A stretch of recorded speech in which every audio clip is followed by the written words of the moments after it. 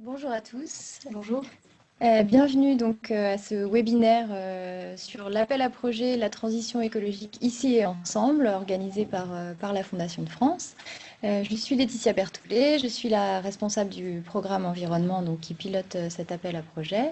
Et autour de moi, j'ai donc Myriam Sepp, qui est une prestataire qui travaille avec nous sur la mise en œuvre de cet appel à projet, et Annie Blanchard, qui est une bénévole référente en région Centre-Est et qui nous accompagne aussi dans la sélection et la mise en œuvre de l'appel à projet. Et vous avez également, que vous ne voyez pas mais qui est bien présente, Yos Daléji, qui est l'assistante du programme et qui va prendre toutes vos questions et nous les transmettre ensuite pour que nous puissions vous répondre. Juste un mot sur la manière dont ce webinaire va se dérouler.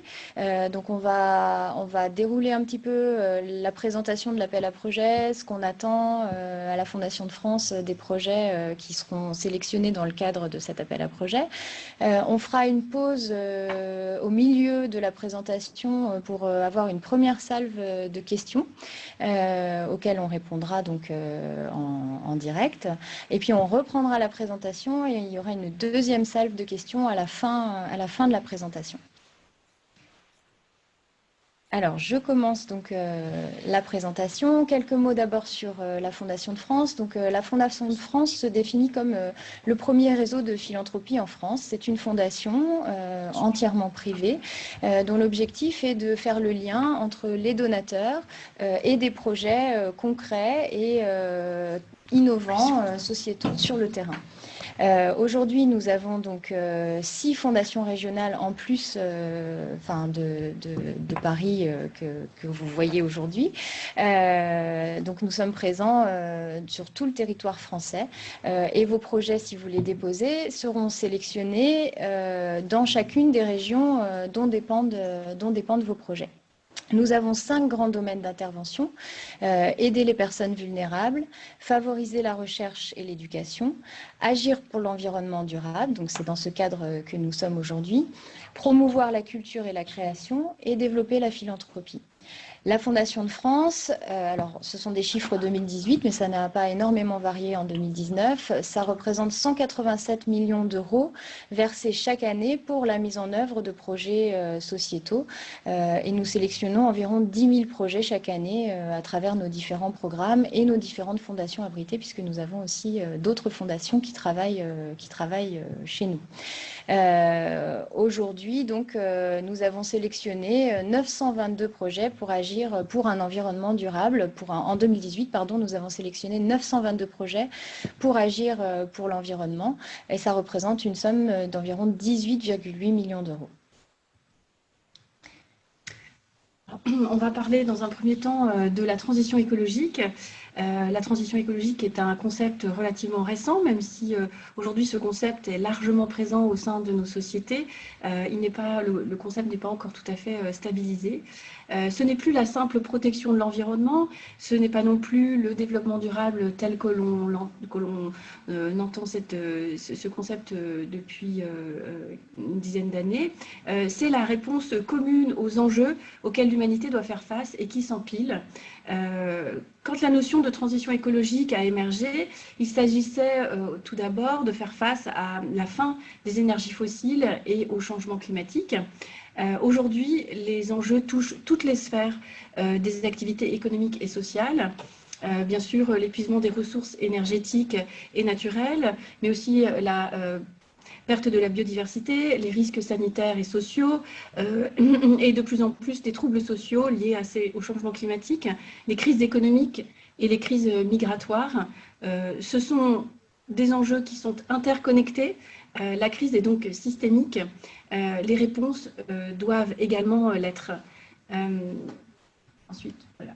Et donc la transition écologique, pour la Fondation de France, c'est l'évolution des sociétés humaines vers un nouveau mode socio-économique en rupture avec le modèle actuel basé sur l'exploitation des ressources. Et donc il s'agit d'avoir une action volontaire sur nos modes de vie et nos comportements pour permettre la vie dans le futur, dans les limites de la biosphère. Alors pourquoi cet appel à projet? Donc face à ces enjeux que vient de décrire Myriam, et aussi face aux différentes sonnettes d'alarme tirées par les scientifiques, mais tirées aussi par les jeunes dans les différentes mobilisations qu'on a vues ces dernières années, la Fondation de France souhaite réagir à ces enjeux, ou en tout cas aider la société civile à réagir à ces enjeux. Et l'aspect fondamental de l'action de la Fondation de France dans tous ces programmes, c'est vraiment de compter sur l'action des associations et des structures non lucratives sur le terrain pour permettre de répondre à ces enjeux. Donc nous avons pris la mesure de toutes les initiatives collectives qui émergent sur les territoires pour faire face aux enjeux écologiques et aux enjeux du changement climatique, et nous souhaitons financer et soutenir ces actions locales et participatives parce que nous pensons qu'elles ont tout leur sens pour vraiment aller vers une transition.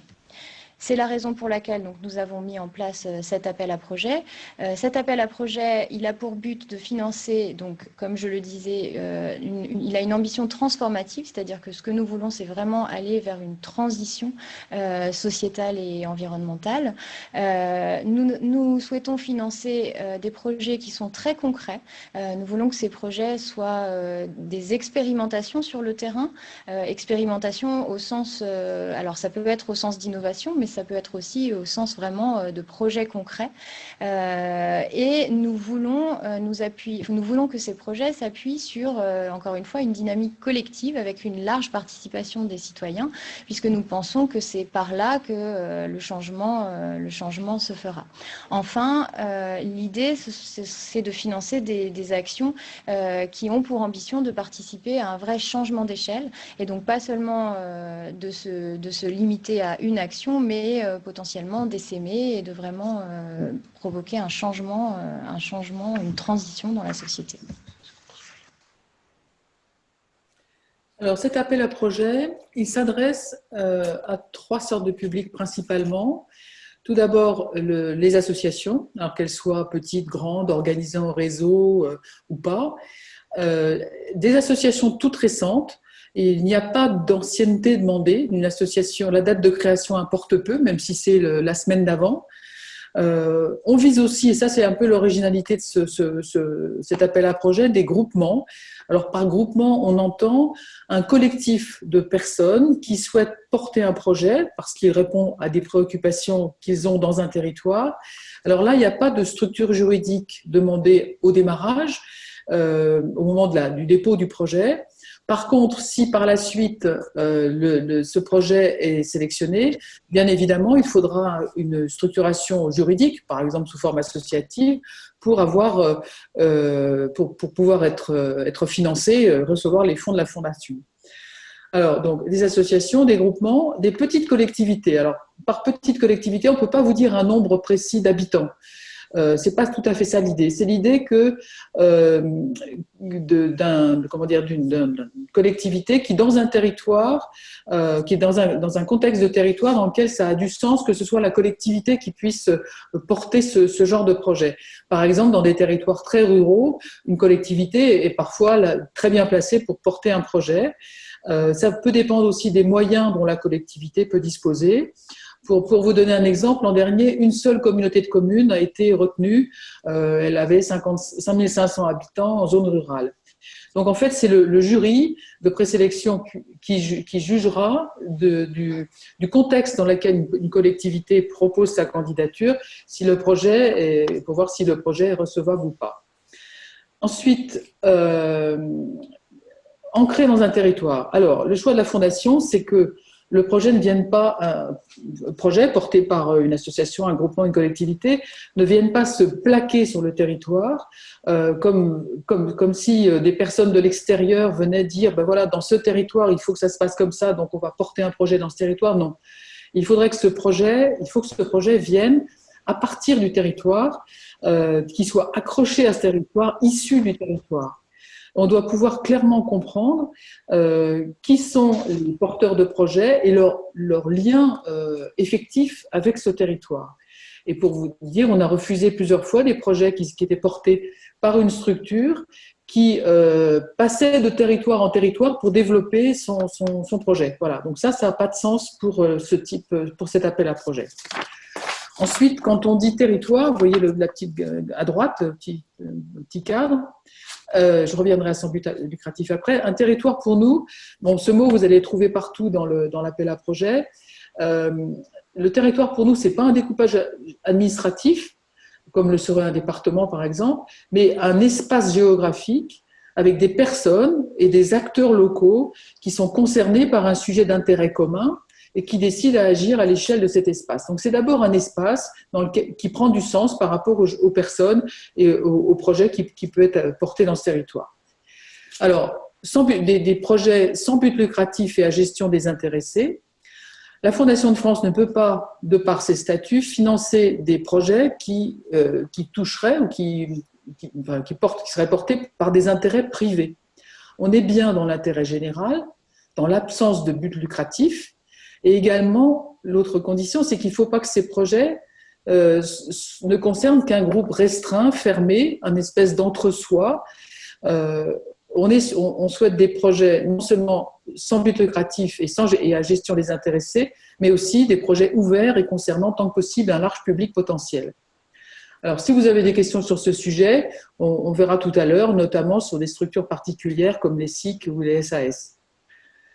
Voilà. Ensuite, les modalités de soutien.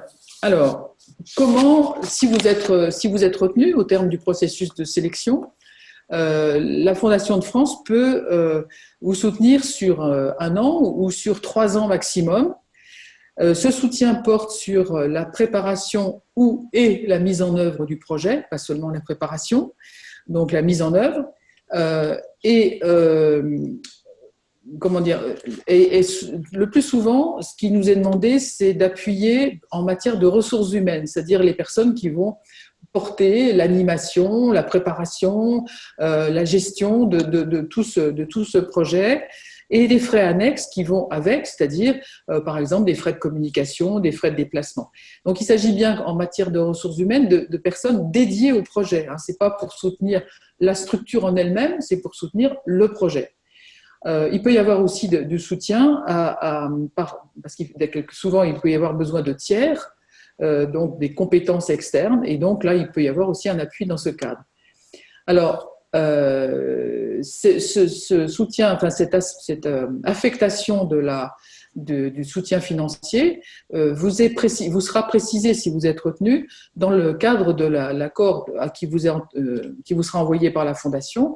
Donc on précisera, oui, ce soutien portera sur telle part de salaire, etc. Donc c'est quelque chose d'assez précis. Ensuite, vous pouvez bénéficier de l'appui, si vous en avez besoin, ce qui n'est pas forcément automatique, de l'appui d'un consultant qui peut durer de 1 à 3 jours maximum.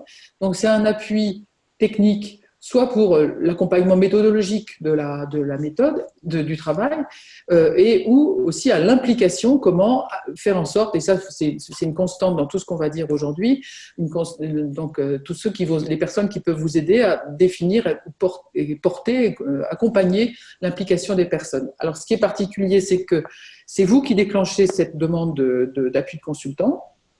Vous pouvez choisir votre propre consultant, mais il faut le faire valider par la Fondation de France.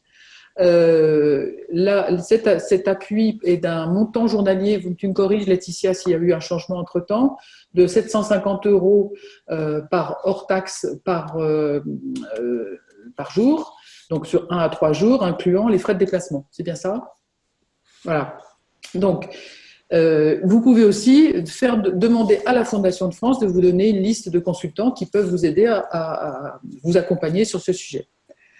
Ensuite, troisième type de soutien, on vous propose une rencontre qui a lieu donc le 2 et 3 novembre prochain à Paris, qu'on a appelée la journée initiale, dans laquelle sont conviés au moins un représentant de chacun des projets sélectionnés, c'est 1 ou 2, et des personnes donc, qui viennent participer à cet après-midi, soirée et le lendemain toute la journée. L'objectif de cette rencontre, c'est d'échanger sur les projets, donc prendre connaissance de la diversité, de la grande diversité des projets qui ont été présentés et sélectionnés, et surtout de réfléchir sur les questions d'implication des citoyens et des parties prenantes dans le projet. C'est le cœur de cette rencontre. Voilà. Alors cette participation à la journée initiale, ce n'est pas une option, c'est une obligation qui peut remettre en cause, s'il n'y a personne de votre structure, qui peut remettre en cause le financement que la Fondation avait prévu de vous accorder. Voilà, donc c'est un point de passage obligatoire.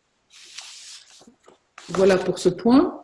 Alors, qu'est-ce qu'on va sélectionner dans votre projet? À partir de quoi les jurys qui se réunissent dans chacune des fondations régionales, à partir de quoi on va dire oui, c'est bon, c'est pas bon? Alors d'abord, je dis rapidement, il y a 3 étapes. Un jury de présélection, à partir de vos dossiers, les dossiers que vous avez enregistrés. Ensuite, un entretien sur place si vous êtes sélectionné. Et en finale, un jury qui décide à partir des dossiers, des projets qui ont été audités, je dirais, qui ont été vus sur place, qui décide de l'attribution ou non d'un financement et de son montant. Alors, dans tous les cas, dans tous ces 3 étapes, on regardera 3 choses. On regardera, est-ce que vous êtes bien dans le domaine de la transition écologique, dont Myriam a parlé il y a quelques instants? En quoi ce que vous proposez répond à ces enjeux de transition écologique? Donc, en clair, il faut dire, bien sûr, sur quoi vous êtes. Est-ce que vous êtes sur l'alimentaire, l'énergie, la mobilité, l'agriculture, la biodiversité, etc. Comment vous faites pour agir sur ce sujet ou ces sujets? Et avec quelle ambition, quelle volonté de transformation? Donc, en quoi vous êtes ancré, là aussi, dans la transition écologique? Alors, sur un territoire déterminé, je l'ai un peu déjà dit, il faut qu'on puisse clairement comprendre où va se développer ce projet et comment il a du sens pour le territoire concerné. Il ne peut pas venir de l'extérieur, il faut qu'il soit conçu et porté par ce territoire. Ensuite, 3e point, en favorisant l'implication active des citoyens et parties prenantes du territoire. Alors, d'abord, qui est dans l'affaire, qui porte avec vous, qui travaille avec vous sur ce projet, donc des associations, des citoyens, des collectivités, d'autres acteurs publics ou privés, donc qui est impliqué. Ensuite, et là c'est plus complexe, je dirais, quel niveau d'implication vous souhaitez et vous allez chercher à obtenir. Donc, sachant que des projets qui ne seraient que de l'information, de la sensibilisation, de la communication concernant le projet ne seront pas retenus. C'est-à-dire qu'on ne souhaite pas simplement des gens bien informés sur le projet qui se déroule dans leur territoire, mais bien des gens qui soient partie prenante de ce projet. Alors, selon des formes qui peuvent être simples ou complexes, ça peut être de la co-conception, la co-construction, la concertation, de l'animation, de l'évaluation, etc. Mais il s'agit d'obtenir de prévoir une progression de l'implication, c'est-à-dire on peut partir d'assez loin, mais d'arriver petit à petit à ce qu'il y ait une réelle prise en compte par l'ensemble des parties prenantes du projet dans le territoire et qui soit porté par ces personnes de manière différente. Alors bien évidemment, il y a des formes très très différentes qui peuvent exister d'implication. Donc comment vous faites, sous quelle forme, quel type d'organisation vous mettez en place, quel type de gouvernance vous mettez en place, est-ce que vous avez des étapes particulières dans lesquelles vous allez seront associées davantage les personnes, etc. Donc ça c'est un des sujets très importants. Et dernier point, comment vous allez prévoir la valorisation et la diffusion du résultat de vos projets au niveau local, bien sûr, mais plus largement, parce que l'idée, c'est aussi que toute cette richesse que vous allez pouvoir développer dans vos projets puisse servir à d'autres et donc soit valorisable et connue par d'autres. Voilà, donc on est là, sur ce point-là, dans une espèce d'ADN de la Fondation de France qui développe cette idée d'implication dans l'ensemble de ces appels à projets, et particulièrement dans celui-là, donc c'est un point important. Donc, on s'accordera, vos dossiers seront vraiment vus de manière équivalente, je dirais, sur ces 3 points, la transition, le territoire, l'implication du territoire et l'implication des citoyens et des parties prenantes. Voilà. Si je peux ajouter une petite chose sur la partie implication citoyenne, j'insiste sur le terme citoyen, on va y revenir un petit peu après. On a eu plusieurs fois des questions, par exemple, sur est-ce que quand on implique plusieurs associations, on peut considérer que les membres de l'association sont les citoyens impliqués? La réponse est plutôt non, c'est-à-dire que nous, on veut aller plus loin que l'implication des structures qui sont partie prenante du projet. Donc, il faut vraiment nous montrer comment, au-delà des différentes structures qui organisent le projet, les citoyens du territoire deviennent acteurs du projet que proposent ces structures. On va y revenir un petit peu après, mais je voulais juste préciser ce point. Alors, donc j'en viens du coup au vu de ces critères, on a défini un certain nombre aussi de critères d'exclusion, donc de projets qui ne seront pas soutenus par principe. Alors je vais vous les énumérer et vous les expliquer. Donc d'abord, comme l'a dit Annie, la Fondation de France ne peut financer que des projets qui œuvrent pour l'intérêt général. Donc de ce fait, tous les projets qui auraient un caractère purement individuel ne pourront pas être financés.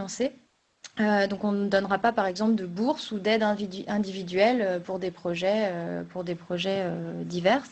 On ne financera pas non plus de projets présentés qui ne bénéficieraient qu'à un groupe restreint de personnes. Il faut vraiment montrer que l'impact du projet est large sur le territoire et qu'il n'y a pas que quelques personnes qui sont impactées. Comme l'a dit Annie également, on ne financera pas des projets qui n'ont pour vocation que l'information, la communication ou la sensibilisation auprès du public sur ces questions de transition écologique. Donc si vos projets intègrent cet élément, vous pouvez quand même présenter le projet, mais à condition de nous montrer comment vous pensez passer de cette étape de sensibilisation à une étape d'implication des parties prenantes et des citoyens. Nous ne financerons pas non plus des procédures officielles de consultation de la population, mais nous pouvons financer à l'intérieur de ces procédures un élément qui ne serait pas de l'ordre de la procédure classique. C'est-à-dire si vous ajoutez quelque chose, par exemple une collectivité qui consulterait sa population dans le cadre d'une consultation légale, mais qui ajouterait quelque chose de spécifique à cette consultation pour impliquer les citoyens, là, ça pourrait être financé. Nous ne finançons pas tout ce qui relève de l'investissement. Et donc, dans l'investissement, les dépenses d'investissement pour du matériel, mais pas non plus tout ce qui concerne la construction des bâtiments ou la protection du patrimoine bâti. Et comme l'a dit Annie également, nous ne finançons pas le fonctionnement habituel des organismes. C'est-à-dire que le financement porte vraiment sur un projet. Et s'il y a des dépenses de fonctionnement, elles doivent se rapporter exclusivement à ce projet en particulier. Nous ne finançons pas les études de faisabilité avant la mise en œuvre du projet. Et ça, j'insiste parce qu'on a souvent des questions là-dessus. La Fondation de France doit, comme l'a dit également Annie, financer uniquement des structures à but non lucratif. Donc la question de la création de filières économiques est exclue des financements. On ne peut pas financer des filières agricoles, par exemple, même si elles ont un caractère écologique. Autre exclusion, donc là c'était plutôt des exclusions, les exclusions que je viens de vous énumérer, c'était plutôt des exclusions liées à des questions de statut de la Fondation de France ou de façon de fonctionner d'une manière générale. Mais nous avons également ajouté un certain nombre de types de projets que malheureusement nous ne pouvons pas soutenir parce que nous en avons soutenu énormément. Et donc nous avons choisi de ne plus soutenir ce type de projet dans la mesure où le projet porterait uniquement sur ces items-là. Si vous avez un projet plus large, mais qui inclut ces questions-là ces exemples-là que je vais vous donner après, vous pouvez éventuellement présenter un projet quand même. Donc ces projets, ce sont les projets de réemploi et de valorisation des déchets du type recyclerie, ressourcerie, repair café, atelier vélo. Les actions de lutte contre le gaspillage, donc typiquement les questions de composteurs en pied d'immeuble ou composteurs collectifs ou les défis famille à énergie positive par exemple. Les monnaies locales sont exclues, les jardins partagés et les inventaires de la biodiversité. Donc Encore une fois, je précise que si votre projet est plus large et qu'il inclut comme une composante un de ces exemples, vous pouvez quand même présenter votre projet. Mais s'il porte exclusivement là-dessus, ce sera refusé. Alors, on va passer à une première phase de questions. Je vais laisser Yosr nous les poser. Est-ce qu'une société coopérative d'intérêt collectif peut répondre à l'appel à projet? Alors, la réponse est oui. Il n'y a pas d'exclusion sur le statut de société coopérative d'intérêt collectif. Simplement, il faut que le projet réponde bien à tous les critères et notamment à celui d'intérêt général. Donc, il ne faut pas que ce soit un projet lucratif que nous vous avons présenté avant. Mais il n'y a pas d'exclusion sur les SIC. Est-ce qu'un groupement d'intérêt scientifique peut candidater? Oui, dans la mesure où il est à but non lucratif, oui. Et à condition, encore une fois, qu'il ait un projet, alors là plutôt sur un groupement d'intérêt scientifique, qu'il ait un projet vraiment concret à présenter. Un PTCE peut-il déposer sa candidature? Alors, un PTCE, a priori, c'est éligible, mais il va falloir regarder ce qu'on finance, encore une fois, dans le PTCE, parce qu'il y a beaucoup de PTCE, par exemple, qui ont des composantes économiques. Et donc, sur ces aspects-là, on ne pourra pas aller. En revanche, on pourra éventuellement aller sur d'autres aspects du PTCE. Une association nationale représentée sur de nombreux territoires dans des régions différentes est-elle éligible? Si oui, dans quelle région faire la demande? Alors, il faut que vous choisissiez une région. On ne financera pas une association nationale, on ne financera pas un réseau. Donc, il faut que vous présentiez un projet territorialisé et que vous expliquiez pourquoi c'est pertinent dans ce territoire. Donc, c'est à vous de voir, en fonction de vos priorités, quelle région présente le projet. On peut éventuellement examiner plusieurs projets de plusieurs régions, mais il n'y aura probablement pas de financement sur tous les projets. Les coopératives agréées ESUS sont-elles éligibles à cet appel à projet? Alors, l'agrément ESUS, c'est une vaste question. Alors, il y a deux questions dans cette question. Il y a la question des coopératives et la question de l'ESUS. Je vais les séparer parce qu'elles ne sont pas forcément toujours concomitantes. Les coopératives, outre les SIC, puisqu'on a déjà parlé des SIC, les SIC, a priori, elles sont éligibles. Les SCOP, qui sont une autre forme de coopérative, on va les regarder de manière un peu plus spécifique parce que, a priori, une SCOP, elle n'a pas les mêmes contraintes en termes de mobilisation collective et d'intérêt général que les SIC. Donc la SCOP, on va éventuellement pouvoir aller financer une SCOP, mais vraiment à condition que le projet soit d'intérêt général et qu'on juge le projet comme rentrant dans les critères. Donc il n'y a pas d'exclusion formelle, mais c'est plus compliqué de financer des SCOP que de financer des SIC. Après, je reviens sur cette notion de l'agrément ESUS. L'agrément ESUS, en fait, c'est pas lui qui va emporter légalement le fait de pouvoir être financé par une fondation ou pas. Donc, par exemple, il y a des entreprises lucratives considérées comme non finançables par une fondation, par l'administration fiscale, puisque c'est dans ce cadre-là qu'on se place. Donc, il y a des entreprises lucratives qui ont l'agrément ESUS. Et dans ce cas-là, on ne peut pas les financer. Donc, ce n'est pas parce que vous avez l'agrément ESUS qu'on vous financera et ce n'est pas parce que vous ne l'avez pas qu'on ne vous financera pas. Un syndicat mixte dépendant du financement de ses membres peut-il concourir? Alors ça, j'avoue que c'est plus compliqué. Il faudrait regarder le projet. Il faudrait regarder concrètement comment s'organise la structure et ce que le syndicat veut faire. Est-ce que le projet s'adresse uniquement à ses membres? Le financement uniquement de ses membres, ce n'est pas vraiment ça qui pose problème. Ce qui pose problème, c'est si le projet lui-même ne s'adresse qu'aux membres du syndicat. Ce qui, a priori, n'est pas le cas dans un syndicat mixte, à ma connaissance. Mais là encore, il faudrait regarder le projet de plus près. Oui, la Fondation de France a déjà financé des parcs naturels régionaux qui sont des syndicats mixtes. Est-ce qu'un territoire peut être un campus universitaire? Pourquoi pas, si on nous explique en quoi le projet est pertinent sur ce campus. Un projet porté par une tête de réseau avec plusieurs bénéficiaires associés dans différents territoires à l'échelle nationale est-il éligible, sachant que la structure porteuse est bien d'intérêt général, mais elle peut travailler au niveau territorial avec des structures qui ne le sont pas dans leur activité générale? Alors ça, c'est vraiment une question très précise. Je vais répéter juste ce que j'ai dit sur les... Là, je ne peux pas juger sans avoir le projet... Enfin, je ne peux pas juger, je ne peux pas répondre sans avoir le projet en face. Mais a priori, une structure nationale, si elle présente un projet dont le territoire est national, ne pourra pas être financée. Il faut vraiment qu'on voit comment le projet s'inscrit dans un territoire particulier. Je ne sais pas si c'était... Très clair. Est-ce qu'une STIC gérée par des bénévoles est éligible même si les parts sociales sont susceptibles d'être rémunérées de façon très encadrée? Oui, alors une SIC gérée par des bénévoles est éligible à condition que son projet soit éligible. Ça, j'ai répondu, je crois, à la question. Une même structure peut-elle déposer 2 candidatures pour 2 types de territoires très différents mais qui font partie de la même structure? Alors oui, une même structure peut déposer 2 projets, mais il n'y a aucune garantie que les deux projets soient financés.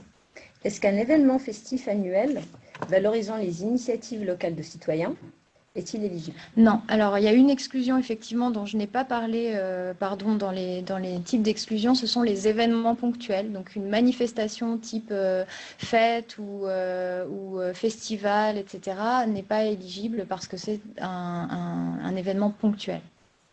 L'ancrage d'un projet pluriannuel établi en partenariat avec plusieurs communautés et territoires est-il rédhibitoire dans votre conception de la territorialité?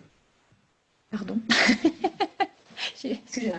L'ancrage d'un projet pluriannuel établi en partenariat avec plusieurs communautés et territoires est-il rédhibitoire dans votre conception de la territorialité? Je peux répondre si tu veux. L'idée, je crois, derrière cette question, c'est de savoir si un projet est éligible lorsqu'il s'agit de plusieurs territoires qui travaillent ensemble sur plusieurs années, mais sur un même projet. Je pense que c'est de ça qu'il s'agit. Et dans ces cas-là, il peut être éligible, là encore, on va dire, après avoir étudié le projet, bien sûr, mais il semble qu'il pourrait être éligible si le projet, si les territoires qui ont été choisis pour faire partie de cette expérimentation ou de ce projet sont cohérents, en fait, et que l'ensemble est également cohérent.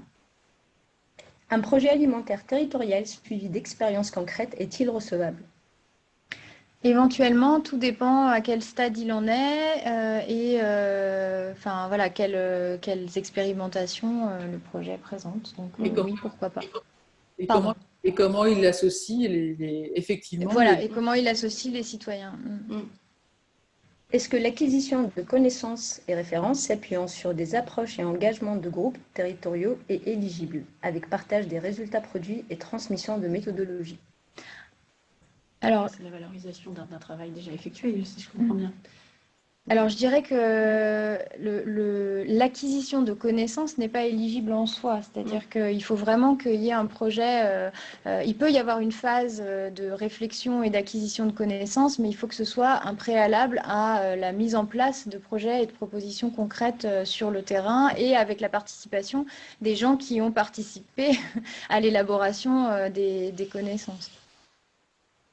Quel territoire optimum pour une réponse, une ou plusieurs intercommunalités? Alors ça, on ne peut pas répondre à cette question en fait. Ça dépend vraiment des projets. Donc, comme vous l'a dit Annie, le territoire, c'est très variable en fonction des projets, donc on peut pas... en fonction des thématiques ou en fonction de chaque territoire.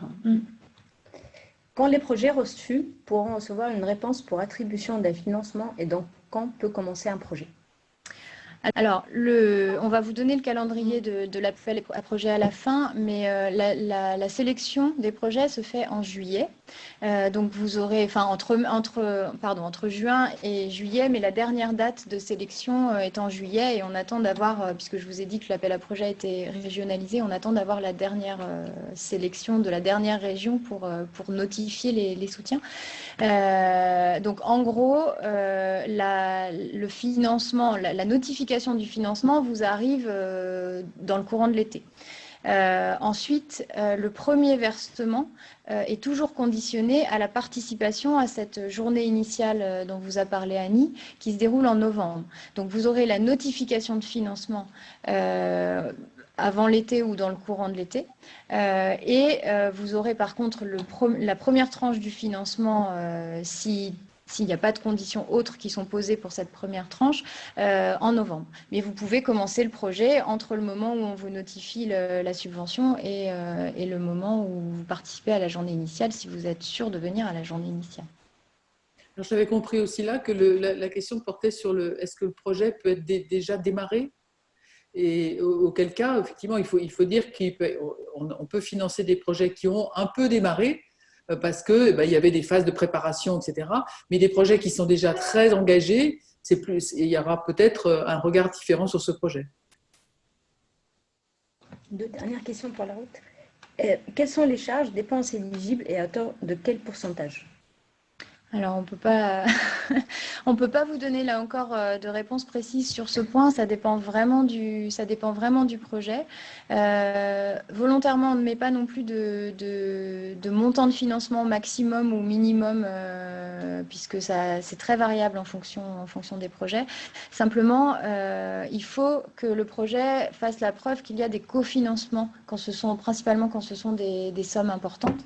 Mais après, jusqu'à quel montant la Fondation de France peut aller, là, on ne peut pas. On peut peut-être donner, sur les dernières années, le montant moyen, la fourchette, se situait entre 15 000 et 20 000 euros en moyenne. Une dernière question pour cette partie. Est-ce qu'un travail avec des publics scolaires ou une part, environ un tiers du projet consacré à un travail d'éducation avec les publics pour aboutir à du concret, est-il éligible?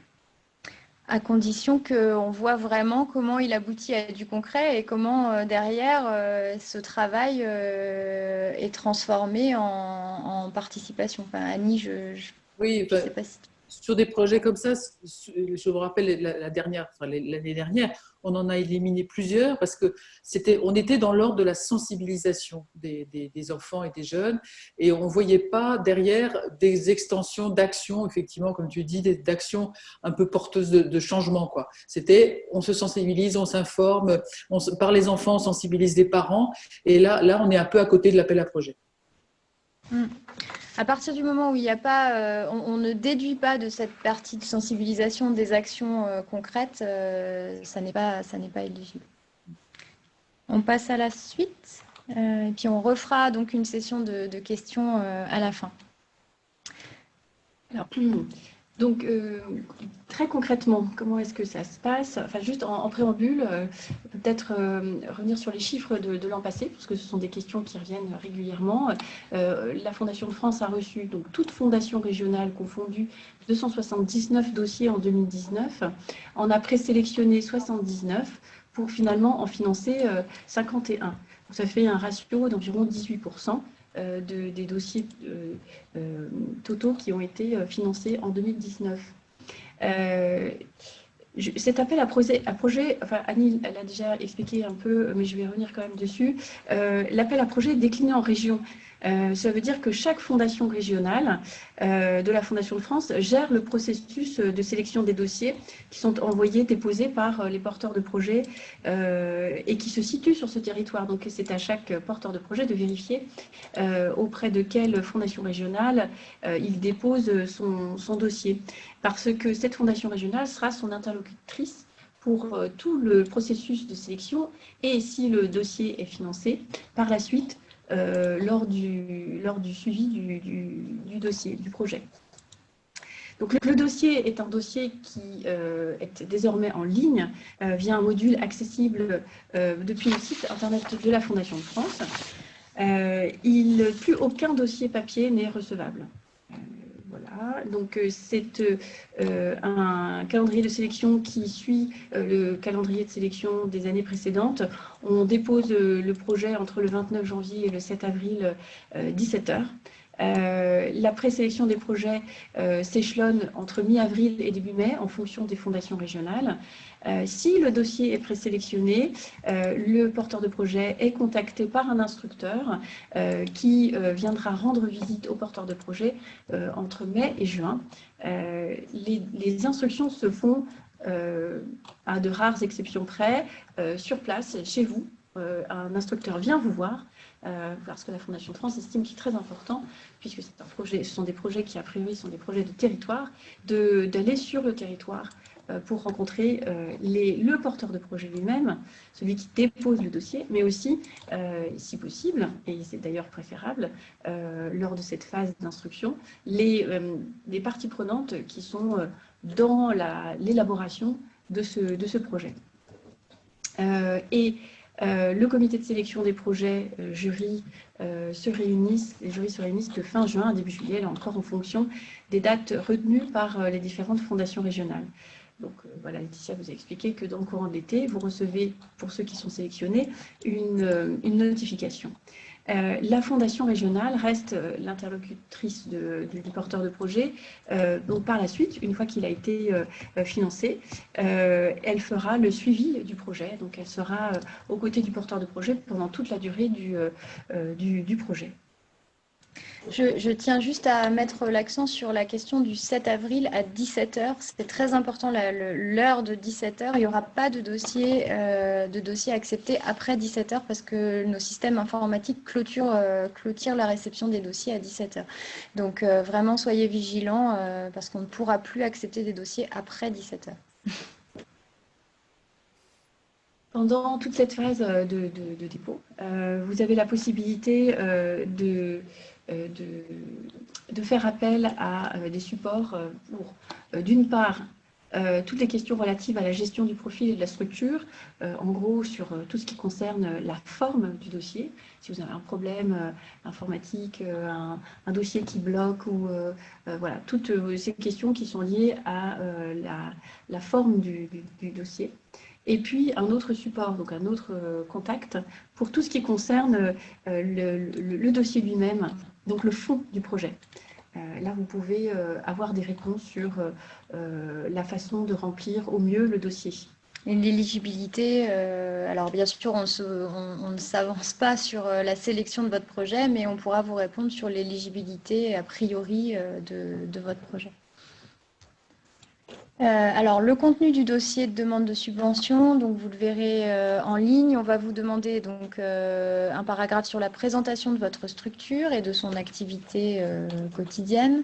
On va vous demander de présenter de manière détaillée le projet, de décrire les moyens dont vous allez avoir besoin pour mettre en œuvre ce projet, moyens humains ou autres moyens, le budget prévisionnel du projet, et puis la manière dont vous pensez, donc vos objectifs dans la mise en œuvre de ce projet et la manière dont vous voulez évaluer ces objectifs et ensuite valoriser le projet une fois qu'il sera terminé.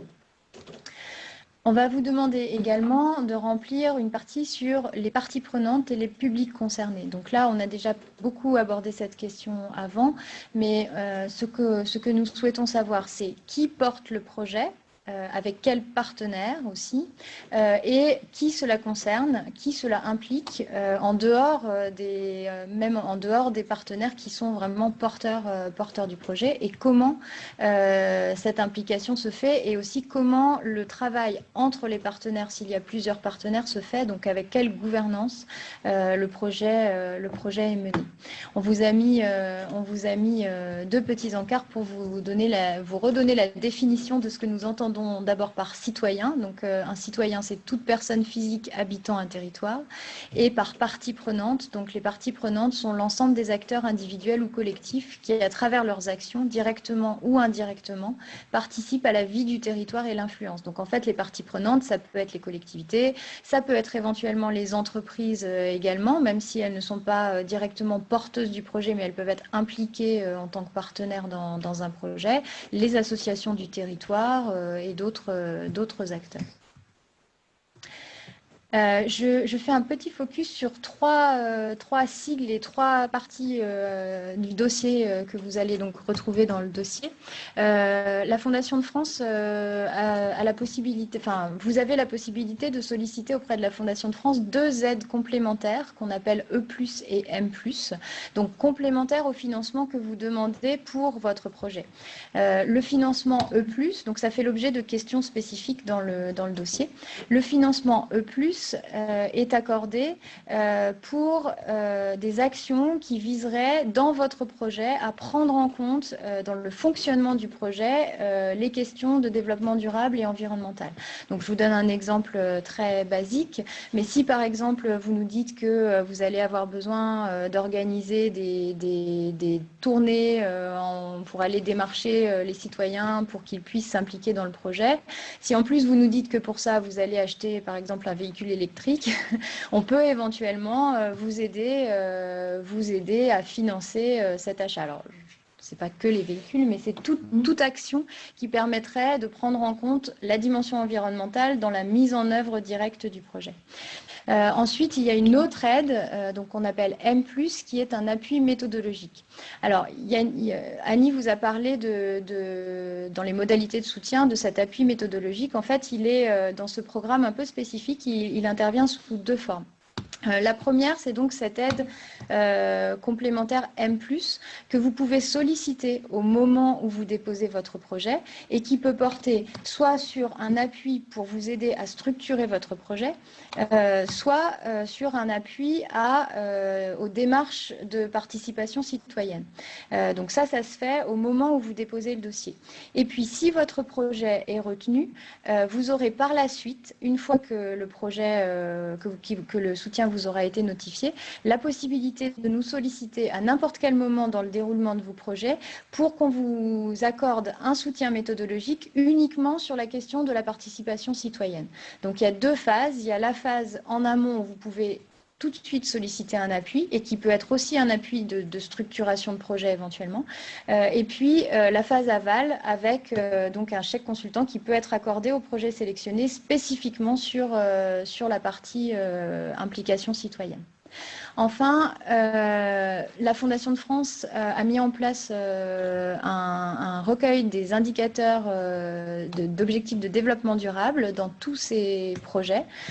Donc, il va vous être demandé de sélectionner les objectifs de développement durable qui vous semblent les plus pertinents dans votre projet.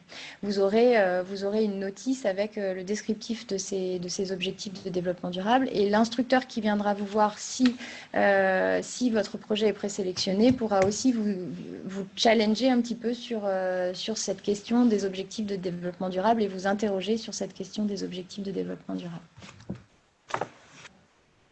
Alors, le profil des projets soutenus. Donc, quand on regarde les dossiers qui arrivent depuis 3 ans sur ce sujet, on voit qu'il y a vraiment une gamme d'actions très, très différentes. Alors, des fois, c'est l'ambition du projet qui est très différente. On peut avoir des tout petits projets locaux concernant effectivement une petite collectivité, un territoire, une association dans un petit territoire. On peut avoir aussi des projets qui concernent un vaste territoire avec différentes personnes et structures concernées. Donc, l'ambition du projet, à la fois dans le nombre de personnes concernées et dans son ambition transformative, on peut dire. Qu'est-ce qu'elle va transformer, qu'est-ce que ce projet va transformer par rapport aux préoccupations du territoire. Ensuite, l'implantation. Donc là aussi, c'est de tout. On peut avoir des projets portés par des toutes petites structures en milieu rural. On peut avoir des projets présentés en milieu urbain, en périurbain. Là, tout est ouvert sur l'implantation. Les porteurs, on l'a déjà vu, associations, groupements, collectivités et toute la gamme des structures que vous avez évoquées tout à l'heure à travers des réponses aux questions que vous avez posées. Et il peut y avoir un porteur, plusieurs porteurs qui travaillent ensemble, par exemple 3 associations qui s'allient pour porter un territoire qui ont une ambition assez forte sur un grand territoire. Porter un projet avec une ambition forte sur un grand territoire. Ensuite, je l'ai évoqué tout à l'heure, le stade de mise en œuvre peut être différent. Et on peut être tout à fait au début, c'est-à-dire des projets balbutiants, mais dont l'objectif est d'identifier une manière d'agir concrètement sur des sujets complexes de la transition écologique. Donc, des projets qui démarrent, d'autres qui ont été déjà assez précisés et donc qui se présentent comme un projet pour la mise en œuvre d'un souhait et d'une pratique. Donc là aussi, c'est assez diversifié. Et puis le sujet, on a évoqué, et Myriam va y revenir dans un instant, la diversité des thématiques dans le cadre de la transition écologique. Des projets nous sont présentés des fois sur un tout petit bout d'un projet lié à la biodiversité, par exemple, alors que d'autres, multi-supports, enfin multi-sujets, et qui se déclinant en toute une série d'actions sur de multiples sujets. Voilà, donc c'est très, très variable en fonction des porteurs et du territoire. Malgré tout, ces différents sujets ont toujours des points communs. On vous l'a déjà dit, dans la mise en œuvre de pratiques. On n'est pas dans la pure réflexion, dans la sensibilisation, mais on est on est un peu dans le faire. Ensuite, il faut qu'ils fassent la preuve de leur utilité collective. Et bien évidemment, vous l'avez largement compris, il faut qu'ils permettent l'implication large des participants. Voilà. Un petit schéma pour donner une vue des différents projets qui ont été soutenus ces dernières années et notamment ici en 2019. Voilà, une rapide analyse montre que la transition agricole et alimentaire, si on met les deux ensemble, correspond à peu près à un quart des projets. C'est une tendance qui existe depuis le début de l'appel à projet, où cette thématique est très fortement représentée. Ici, on a séparé l'agriculture et l'alimentation, mais donc la transition agricole et alimentaire, donc un quart des projets. De la même façon, pour un quart des projets environ, la biodiversité, et si on rajoute l'eau, les thématiques sur l'eau, ça correspond aussi à peu près à un quart des projets. Tout ce qui concerne des projets permettant de maintenir la biodiversité sur un territoire. Et la transition énergétique, troisième grand thème, pour environ 14% du total. Et depuis quelques années, on voit apparaître des projets de territoire qui touchent différentes thématiques, plusieurs domaines d'activité socio-économique, et pour certains ayant une vocation véritablement systémique, globale. Donc ce sont des projets de territoire, ici représentés en rose, pour 22%. Donc en fait, une proportion qui s'agrandit au fil des années, sur ces 4 dernières années. Oui. Alors on va vous donner quelques exemples de projets qui ont été soutenus les années précédentes pour essayer d'illustrer un petit peu tout ce qu'on vient de se dire. C'est moi qui veux commencer avec un premier projet qui justement illustre cette notion qu'évoquait Myriam de projet à vocation de transition territoriale. C'est un projet qui a été financé en 2019, qui est porté par un collectif qui maintenant s'appelle Vent d'Ouest, mais qui, à l'époque où le projet a été déposé, en fait, n'avait pas de structure juridique et n'avait même pas encore de nom. Donc c'est un projet qui a été déposé par un collectif d'habitants d'un quartier de Caen. L'objectif, en fait, ce collectif d'habitants s'est réuni en prenant connaissance de cet appel à projet et en se disant qu'il fallait qu'ils se réunissent pour envisager collectivement au niveau de ce quartier une transition de ce quartier vers un quartier plus durable et plus résilient.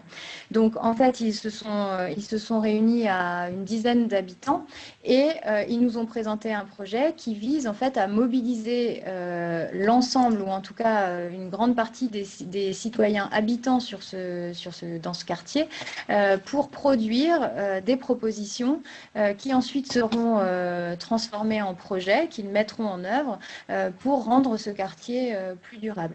Et donc ce qui est intéressant, c'est qu'on a vraiment pris là ce projet au tout début, et que ce qu'on a financé, en fait, c'est la toute première phase du projet, qui est la phase finalement de mobilisation des citoyens et qui va ensuite se poursuivre par une deuxième phase avec ces citoyens mobilisés pour produire les réponses aux questions qui se posent sur ce quartier en termes de développement durable et de résilience climatique notamment.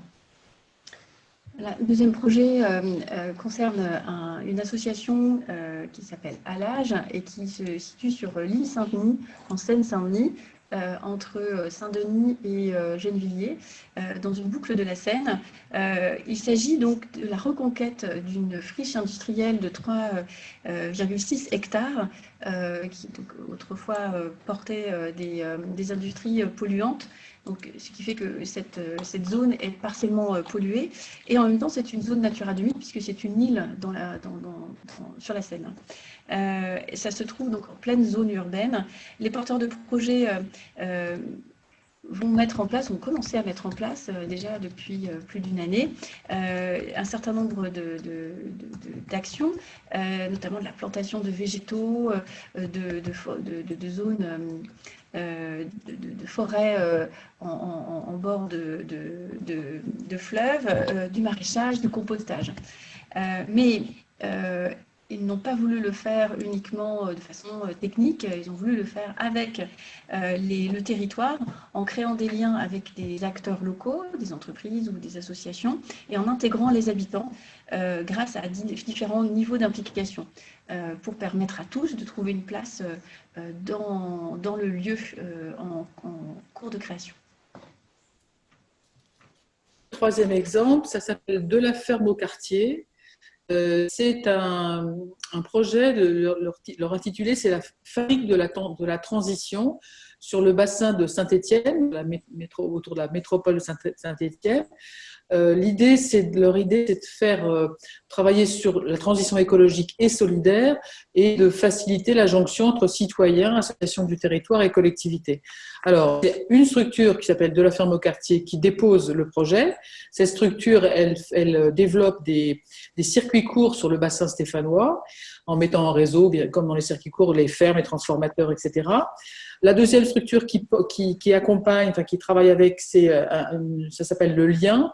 C'est une monnaie locale complémentaire qui développe différents projets d'écologie sur le territoire et qui met en place des outils financiers pour les citoyens pour développer ces projets. Par exemple, en allant vers du photovoltaïque coopératif. Le troisième, c'est un supermarché collectif coopératif de Saint-Étienne, qui s'appelle La Fourmilière, qui a déjà 350 coopérateurs, donc gouvernance partagée, etc., et qui veut continuer à développer son activité de supermarché. Pardon. L'idée, c'est de mettre en œuvre un mouvement et un réseau de citoyens et d'acteurs sur l'ensemble du bassin stéphanois pour développer des initiatives, et faciliter la création de projets, la coopération entre les structures, pour arriver à une coopérative territoriale. Alors, c'est un projet qui nous a semblé très ambitieux, d'une part parce que c'est multi-sujet, ils veulent traiter de la consommation, de l'énergie, de la production, de l'emploi, de l'habitat, des déplacements. Donc multi-sujet, multi-public, multi-acteurs. C'est ambitieux et complexe parce que c'est un travail de fond qu'il faut faire et de coordination entre les structures et d'appui à l'émergence de projets. Alors, il nous a intéressés parce qu'il est justement ambitieux et complexe, avec des questions qui est comment vont-ils arriver à mettre dans le coup les collectivités et sous quelle forme, avec quelle volonté et quelle réussite. Et puis, là, une question relative à être attentif à ce que la mise en place de cette gouvernance multi-associative et sur des multi-sujets ne passe pas sous silence, enfin, n'aboutit pas à l'oubli de l'action directe sur les différents sujets. Donc, c'est un dossier très ambitieux et très complexe en même temps. Voilà. Voilà, donc nous avons terminé cette présentation. J'espère qu'elle vous aura éclairé. Si vous avez besoin de plus d'informations, donc n'hésitez pas à consulter notre site. Toutes les informations sur ce webinaire, enfin notamment la présentation, vont être mises en ligne. Vous aurez également l'enregistrement du webinaire qui sera mis en ligne. Nous avons constitué depuis plusieurs années, au fil des webinaires successifs, une liste de questions auxquelles nous avons répondu. Donc, vous aurez aussi là peut-être des clés pour répondre à vos questions sur vos propres projets. Et puis, évidemment, vous aurez le texte de l'appel à projet, d'autres exemples de dossiers soutenus, des témoignages et le lien vers le dossier de candidature. Et je vous propose que nous reprenions une phase de questions. Première question. Est-ce que la création de programmes de formation et d'accompagnement de porteurs de projets en transition écologique par les citoyens est éligible? C'est de la formation. Oui, c'est de la formation et on n'est pas là dans de l'expérimentation, et dans des actions concrètes, hein. Donc, a priori, à moins de prouver qu'il y a derrière donc des actions, des expérimentations à proprement parler, on est là sur un projet qui trouverait difficilement sa place dans l'appel à projet. Une action portée par un territoire ayant pour objectif de faire évoluer une filière dans un objectif d'adaptation au changement climatique et de protection de la biodiversité est-elle éligible? Alors ça, je pense qu'on a un petit peu répondu à la question en disant que tout ce qui concerne les filières économiques, même si c'est porté par un acteur potentiellement éligible, ne sera pas éligible. Donc la Fondation de France n'interviendra pas pour faire évoluer une filière économique. Oui, juste une petite précision, effectivement, la transition écologique touchant tous les champs des activités socio-économiques et des activités humaines, elle touche aussi des activités économiques des entreprises. Mais la Fondation de France, de par ses statuts, ne peut pas financer l'ensemble de ces actions qui touchent pourtant la transition écologique. Donc, c'est la raison pour laquelle, effectivement, lorsqu'il s'agit de filières économiques, d'activités lucratives d'entreprises commerciales, la Fondation de France ne peut pas financer. Une association de préfiguration d'un pôle de transition énergétique composé uniquement de personnes morales, association CICSAS, est-elle éligible pour financer du temps de travail d'un ou de plusieurs de ses membres en vue de faire avancer le projet? Éventuellement, mais à condition qu'on voit en quoi les citoyens vont être aussi impliqués dans le projet. Parce que là, ce que j'entends, c'est que c'est un regroupement de structures pour faire avancer la transition énergétique.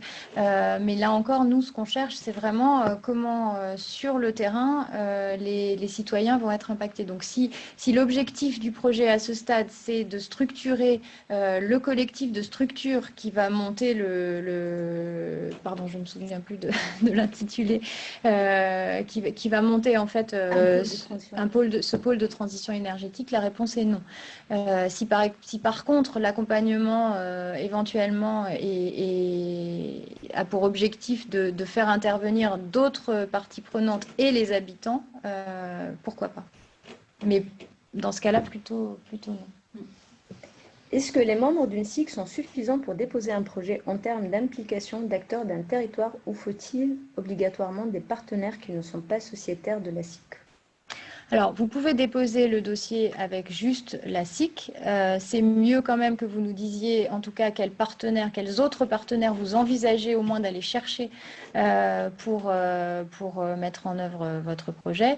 Et surtout, dans le projet, encore une fois, la SIC ne peut pas être le seul bénéficiaire et le seul porteur du projet. Il faut que ça infuse sur le territoire auprès des citoyens. Oui, et je rajouterais quelque chose sur justement cette recherche de partenaires. Par expérience, on peut voir que certains projets qui ont été montés par une seule structure en indiquant des partenaires potentiels identifiés au préalable, ce qui est déjà bien, mais n'ayant pas pris contact avec ces structures avant le dépôt des dossiers, voilà, ça peut aboutir en fait à un projet qui n'aboutit pas, parce que finalement, après avoir pris contact avec ces différents partenaires, on s'aperçoit qu'ils ne sont pas prêts ou ils n'ont pas la volonté de s'inscrire dans ce projet. Donc, mon conseil serait quand même de bien, après avoir identifié des partenaires potentiels, d'avoir pris des contacts avec eux et de s'assurer qu'ils sont des partenaires opérationnels du projet. Est-ce qu'un projet déjà lancé en phase d'expérimentation sur 2 territoires depuis le début d'année peut candidater, sachant que 3 territoires sont en attente? Oui, s'il y a toujours des besoins dans ce projet et encore une fois, à condition qu'on nous détermine bien sur quel territoire on intervient. Notre commune a déjà fait un inventaire de la biodiversité. Nous voulons maintenant lancer la phase 2 de notre projet pour protéger une trame verte avec les citoyens. L'idée n'est pas de financer l'inventaire, mais la mise en œuvre de ses conclusions avec les citoyens. Est-ce que c'est finançable? A priori, oui. Ensuite, vous précisez ne pas souhaiter soutenir les projets liés au plaidoyer ou à l'évolution du droit. Qu'en est-il des associations de juristes menant des actions de terrain, en formant et soutenant juridiquement les communautés locales et en organisant démocratiquement avec ces communautés des actions collectives en justice pour défendre les écosystèmes? Alors, malheureusement, le fait de ne pas soutenir de plaidoyer, c'est une règle de droit pour les fondations, c'est-à-dire il nous est interdit de financer des actions qui pourraient avoir un caractère politique ou un caractère de plaidoyer. Là, dans ce que vous décrivez, le fait de mener une action en justice est considéré par l'administration fiscale comme du plaidoyer ou en tout cas une action politique ayant un caractère de plaidoyer ou de lobbying. Donc la réponse est non, on ne peut pas financer ce type d'action. Nous sommes un des 4 territoires d'expérimentation du revenu de transition écologique. Nous souhaitons créer une coopérative de transition écologique pour créer un écosystème autour de la transition écologique et porter les RTE. Est-ce qu'il y a des projets en cours d'élaboration? Peut-on faire de cette création un projet? Faut-il y détailler 1, 2 ou 3 projets? Alors, le revenu de transition écologique, j'aimerais juste peut-être ne pas répondre précisément à cette question ici, parce qu'on est en train de discuter avec les porteurs du projet au niveau national pour voir justement comment on pourrait s'engager, mais là, en dehors de cet appel à projet sur ces questions-là. Maintenant, vous pouvez toujours déposer votre dossier et à ce moment-là, je reprendrai contact avec vous pour vous dire comment on va avancer sur ce sujet. Est-ce qu'un projet sur plusieurs départements d'Île-de-France est considéré comme territorial? Là, je vais reprendre la réponse que j'ai faite tout à l'heure pour une question un peu semblable. Là, il s'agit de plusieurs territoires sur une région précise. S'il y a une cohérence dans le fait, dans ce projet, qu'il y ait plusieurs territoires, pourquoi pas? Mais il faudrait que cette cohérence soit bien décrite dans le projet. En fait, il faut vraiment nous montrer que le territoire pertinent pour mettre cette expérimentation ou ce projet en place, ce sont les 3 départements. Et pourquoi ce sont les 3 départements? Le projet déposé peut-il concerner la coordination de plusieurs initiatives relevant de la transition écologique sur un même territoire? Oui, a priori. Oui. L'accompagnement par une association expérimentée de plusieurs initiatives relevant de la transition écologique est-il possible? Alors là, j'avoue que... C'est de l'accompagnement. L'accompagnement par une association expérimentée. Oui, donc on est dans le même cas que de la formation. On a déjà eu une question de ce type-là tout à l'heure. C'est-à-dire qu'on est dans la formation, l'accompagnement. On n'est pas dans... Alors, si le projet est uniquement de la formation et de l'accompagnement, dans ces cas-là, on est effectivement on n'est pas sur de l'action concrète. Or, la Fondation de France ne finance que des actions concrètes de l'expérimentation. Donc, a priori, ce serait non. Mais... peut-être répéter encore que là, ce sont des réponses que l'on fait sans avoir vu le projet, le dossier, et que s'il y a un doute dans les réponses que l'on fait, il vaut mieux déposer le dossier si on a un doute plutôt que d'imaginer que cette réponse, qui est une réponse sans avoir vu le dossier, est une réponse définitive. On est vraiment dans des réponses globales. Maintenant, on va s'éloigner un peu de l'éligibilité, c'est plus divers comme question. Exigez-vous le rescrit fiscal pour que l'on soit éligible à cet appel à projet, sachant bien que cette question concerne une fédération d'éleveurs professionnels et amateurs qui ont vu leur demande de rescrit fiscal refusée au motif que la fédération comprenait 20% d'agriculteurs professionnels? Alors, on n'exige pas le rescrit fiscal puisque aucune structure n'est obligée de demander le rescrit fiscal. En revanche, on se base sur les mêmes critères pour déterminer l'éligibilité d'une structure, sur les mêmes critères que l'administration fiscale pour délivrer les rescrits. Malheureusement, quand vous n'avez pas obtenu le rescrit, vous ne pouvez pas postuler parce que ça veut dire que vous ne répondez pas aux critères de l'administration fiscale. Est-ce que la rémunération raisonnable de part sociale d'une SIC est considérée comme lucrative, sachant que ces parts financent une partie du projet? Alors, on a déjà répondu à cette question sur les SIC, donc je pense qu'on on va pas redire ce qu'on a déjà dit. Les SIC peuvent déposer un projet et sont éligibles. En investissement, est-il éligible de faire intervenir des experts extérieurs à l'association porteuse du projet? Oui, si ça concerne un accompagnement pour la mise en œuvre du projet. Est-il possible de financer la mise en place de mares ou de haies si c'est dans le cadre d'un chantier participatif avec des citoyens de la commune? Alors, il faut faire attention à ce que l'on entend par chantier participatif. La Fondation de France, dans cet appel à projet, n'entend pas financer uniquement de la participation à des projets qui auraient été déjà construits, enfin qui auraient été construits par d'autres, et on demande aux habitants uniquement de participer à des ateliers déjà tout construits en fait. Donc, on peut partir d'atelier, mais il va falloir démontrer dans le projet pour pouvoir obtenir un financement que l'on va à travers une démarche vers une plus grande implication que simplement des ateliers. Les ateliers, c'est, on va dire, une marche ou une brique d'un processus plus large qui permettra à terme de favoriser l'implication des habitants et d'autres parties prenantes dans ce projet peut-être de reboisement, si c'est bien le type de projet que j'entends là. Suivant. Dans le graphique présentant les différentes catégories de dossiers retenus précédemment, une partie concerne l'agriculture. N'est-ce pas une filière économique ou était-ce l'agriculture comme moyen et non comme objectif?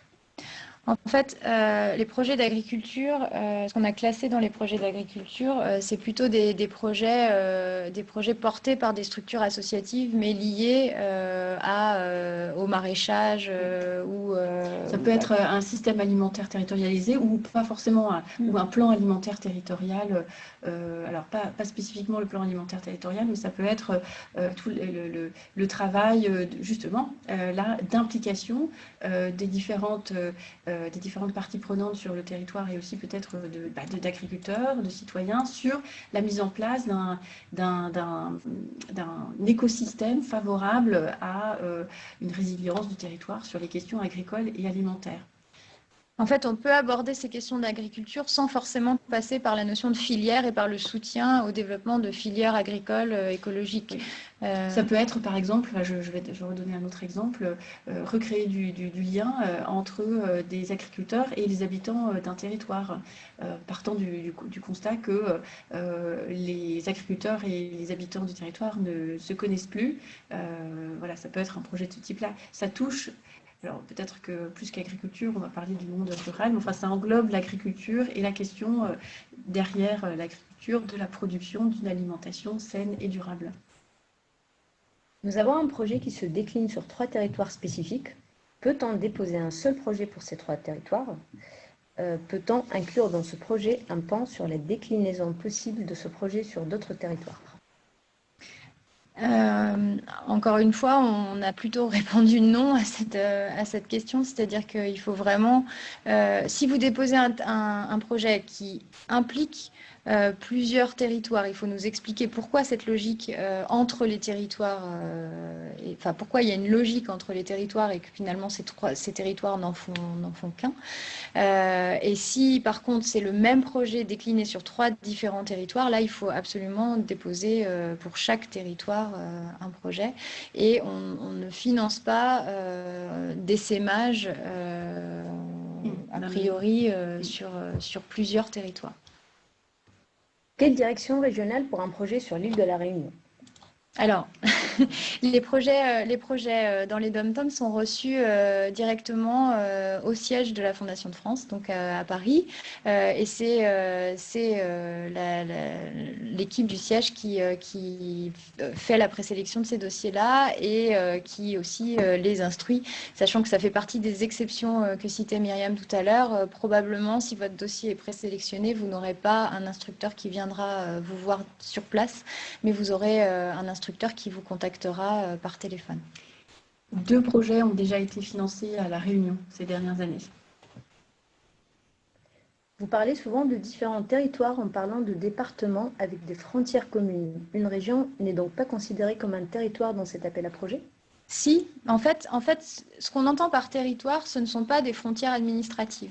Donc, vous pouvez tout à fait déposer un dossier sur une région, mais nous, ce qu'on regardera, c'est pas si c'est une région administrative, c'est si c'est pertinent pour votre projet, si le territoire régional est pertinent pour votre projet. Donc, c'est pas la qualification administrative du territoire qui compte, c'est vraiment la pertinence du projet par rapport à une zone géographique. Une dernière question? Mm. Avez-vous déjà eu en 2019, elle est plus générale cette question, des projets concernant principalement la question de la jeunesse dans la transition écologique? On ne parle pas d'éducation, bien sûr. Alors, on a des projets qui impliquent des jeunes, mais... Ou des enfants. Ou des Je ne sais enfants. pas si on entend jeunes, adolescents et jeunes adultes, ou bien si on entend aussi les enfants, mais il y a des projets qui concernaient des enfants. Donc, on a des projets qui sont à destination des jeunes et des enfants, et on aimerait en avoir encore. On aimerait aussi avoir des projets issus de ces mobilisations de jeunes, justement, autour du changement climatique. Donc, si vous voulez déposer un dossier, n'hésitez pas. Et s'il Dernière répond aux encore critères. Et on va prendre une dernière question. Ok, une dernière. Un projet sur un territoire, plusieurs communautés de communes, d'accompagnement et de coordination de plusieurs collectifs et associations émergentes est-il possible? Ce projet contient également une série d'ateliers de savoir-faire itinérants pour impliquer les habitants dans la transition écologique. Le déposer. Alors, voilà, je pense que... Alors, on a quand même un peu répondu aussi à la question sur la question de l'accompagnement. Mais en effet, s'il y a des actions d'implication cittoyenne dans le Derrière, projet, il faut déposer pour voir. Encore une dernière? Encore une? Une dernière. Les cofinancements doivent-ils être précisément connus ou peuvent-ils être budgétés sans certitude? Oui, vous pouvez les budgéter sans certitude. Il vaut mieux avancer quand même, enfin, si c'est possible d'avancer, comme pour les partenaires, c'est préférable lorsque l'instructeur vous en visite d'avoir des réponses sur au moins les premiers contacts qui ont été faits, qui ont été obtenus auprès des différents financeurs, notamment la région, des communautés d'agglomération, communautés de communes. Mais ça peut être aussi, au moment du dépôt des dossiers, vous pouvez ne pas avoir encore la réponse des financeurs, donc vous pouvez le mettre dans votre budget. Oui.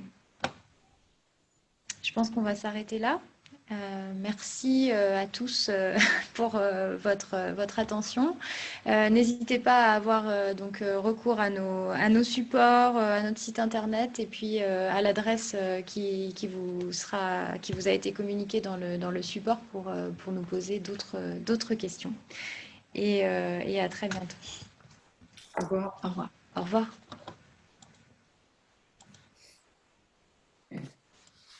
J'ai quitté.